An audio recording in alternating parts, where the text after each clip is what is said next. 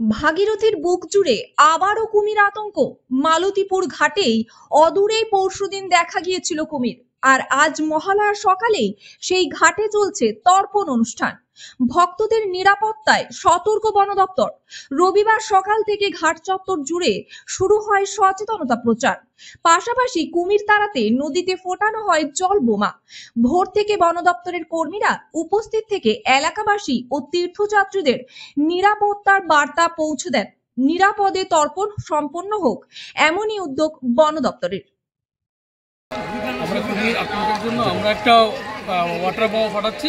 তো সেখানে কি হবে না, ওর জন্য যদি জলের নিচে যদি কোনো কিছু থাকে সে এখান থেকে চলে যাবে। আচ্ছা, তো সেই জন্য এটা ফাটানোর ফলে কোনো জীবজন্তু এখানে থাকবে না, কুমির তো থাকবেই না, আর মানুষও এখানে সচেতন হতে পারছে। তো সেখানে যাতে মানুষ যেন বেশি দূর না আসে সেগুলো আমরা প্রচারও করছি।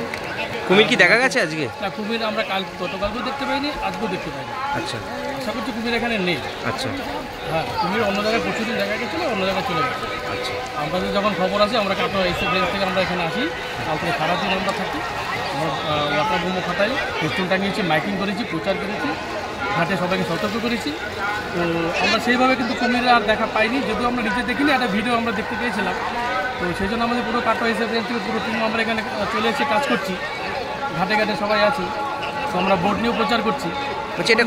এটা কোন জায়গা? এটা হচ্ছে মালতীপুর ঘাট, ধাত্রী ঘাট। আচ্ছা, আপনার নাম? আমার নাম রাজেন চন্দ্র, বিএস, জাহানগর বি।